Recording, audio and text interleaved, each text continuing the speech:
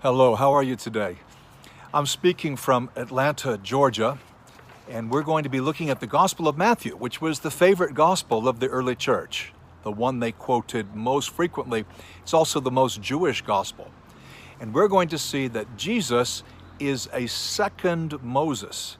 And through this insight, we're going to look at a familiar passage, hopefully in a new way. And that passage is the one at the end of Matthew's gospel. Well, what do I mean when I say he's a second Moses? Moses said that there would be a prophet like him who would come and who would basically be the Messiah. You can read the whole passage in Deuteronomy 18. Christians believe that Jesus fulfilled that prophecy. Certainly Peter did. He refers to it in Acts chapter 3. Hebrews 3 verse 3 presents Jesus as a second Moses, another Moses, but in fact someone who's greater than Moses. What are the parallels? Well, they both led God's people and worked miracles, brought redemption through blood and water. Thanks to their teaching, God's people had a new identity. The first one, of course, under the Old Covenant, the second under the New Covenant. So we have the covenants. We have the connection of teaching with the mountain. Moses goes up the mountain and receives the law. We'll see Jesus on a mountain in just a moment. Also, interestingly, Moses was glowing when he came down from Mount Sinai the second time. This is in Exodus 34. Jesus also was glowing on a mountain. This is called the Transfiguration. We read about it in Matthew, Mark, Luke, and 2 Peter. Moses gave us what are called in many Bibles the 5 books of Moses, from Genesis to Deuteronomy. This is just traditional. I don't believe Moses wrote Genesis. I don't think he wrote the last chapter of Deuteronomy either. That is his death report, his obituary. But traditionally, he gave us those 5 books. And Jesus also gives, in the Gospel of Matthew, gives us 5 teaching blocks. More on that in just a moment. To clarify, so we have the 5 books of Moses, and then in the Psalms, which are also laid out in 5 books, the Psalms begin by saying that the righteous person meditates on that law, that is on those 5 books of Moses, just as Joshua 1:8 says that Joshua is to meditate on the law, same idea. But in Matthew, following the example of the first 5 books, the Torah, and of Psalms, Matthew has arranged Jesus' teaching into 5 sections. And they begin in chapters 5, 10, 13, 18, and 23. And you'll see there's an alternation of teaching section with other stories, particularly of miracles. All right. Now, just as Moses received the law which all God's people were bound to obey, so Jesus gives us new covenant teaching that we must obey. I want to focus on that word teaching. Now, of course, there are some differences. In Exodus 19, God's people received the commission to be a light to the world even before Moses goes up the mountain and receives the law. The commission comes first. In Christianity, they're more closely connected. In Matthew 28, we find Jesus on a mountain, whereas Moses ends his life on a mountain. Let's talk more about that. In Matthew 28, we do not find Jesus' last words. Matthew 28 is in Galilee. Jesus' last words were given near Jerusalem. He ascended from the Mount of Olives. He ascended from the town of Bethany.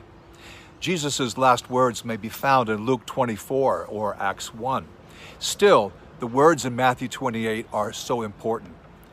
Moses died on the mountain, Mount Nebo, whereas Jesus ascended to heaven from the Mount of Olives. Now, our text is going to be Matthew 28, but particularly the last verse. We're going to look at verses 16 to 20, but I want us to focus not so much on the evangelism side as the teaching side. Let's read this.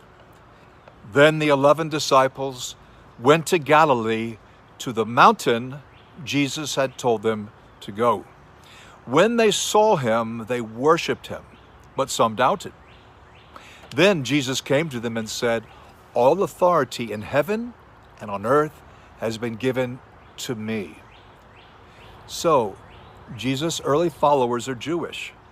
This idea of going up on a mountain and having important words, divine words for God's people, is a familiar notion in the Old Testament. So he's in Galilee, he's explaining to them this mission, this commission. Let us continue. Therefore, go and make disciples of all nations, baptizing them in the name of the Father and of the Son and of the Holy Spirit, and teaching them to obey all things I have commanded you. And surely I am with you always to the very end of the age. Did you notice the triple all, that word all 3 times? Jesus has all authority. We're to go to all nations, and we're to teach all things that Jesus taught us. Not just the Great Commission, not just the greatest command or our favorite verses, but everything. This mandate is from heaven, and of course it's for us in the church, but Jesus gave it first to the apostles. This is the mandate to go into all the world. This involves planting churches, the work of evangelists, but it also involves everyday, ordinary evangelism. He doesn't say, go to all modern political nations. That is not what that word nations means. It's people groups, it's peoples. We must read this with the first century eye.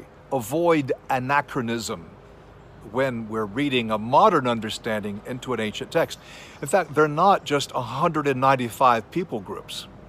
If you go online, you'll see 195 nations with sovereignty, with a flag, and so forth. But how many people groups? Well, according to Christianity Today, and I was reading Christianity Today just a couple days ago, 17,000 people groups. You know, it's such a human tendency to take the commands of God and try to shorten them and reduce them and make them easier. And that is done 2 ways with this passage. Firstly, by interpreting nations as modern nations. We're actually forgetting almost everybody. With 17,000 people groups, it's not enough just to have a church of disciples in a nation. It's every people group. And as we can see, the average nation has many people groups, easily close to 100. The other way we minimize this passage and water it down is by focusing only on the teaching of discipleship and baptism. True, we are to teach others to be disciples and to be baptized. But he also says in verse 20 that we're supposed to teach people to obey everything he commanded us. And that is a lot more than just how to become a Christian. In fact, most teaching comes after conversion, not before. It doesn't come before we're born again. It comes after we become new creations. And what is the substance of what Jesus expected us to teach? It is exactly what is found in Matthew's 5 teaching sections. And again, we'll come back to that next time.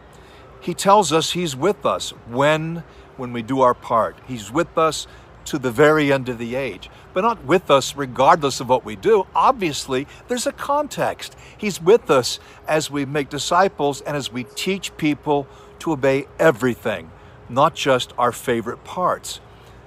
Well, how well do we know the teachings of Jesus? Do we just know key verses, strategic verses to help someone else become a Christian? Because all of Matthew is important and all 5 teaching sections are vital. Are these teachings written on our hearts? Are we intimately familiar with the teaching of the Lord? Or have we settled for something far less, that is, just memorizing a handful of verses on a number of different topics? Let's get serious now as we apply these passages. Let's get serious as we consider the import of this great verse. If these are new thoughts, please study them out. Anytime a speaker gives you a thought that's new, you have to process it. You may reject it, you may not agree, but you have to evaluate it. You must weigh it and think about it, what that means. Secondly, I give a challenge to you. to appreciate Jesus for who he is in all his riches. Jesus was not just someone who gave us a few verses, a few commands. He taught us amply. He taught us generously. We should respect the Lord's authority. And with the Great Commission, that means we should share the gospel. It is assumed that is what the church does.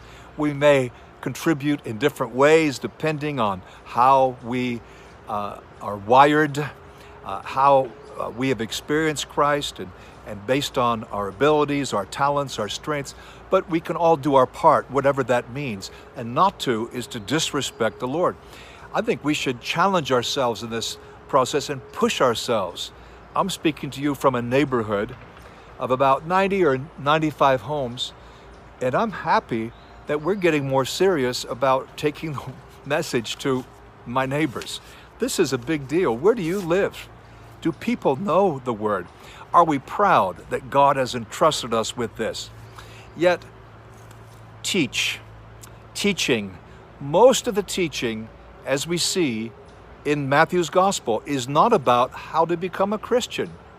Yes, you can find a verse here and there that refers to Christian conversion, but rather, most of that teaching is where we are to go after conversion. Where do we take people after they're baptized?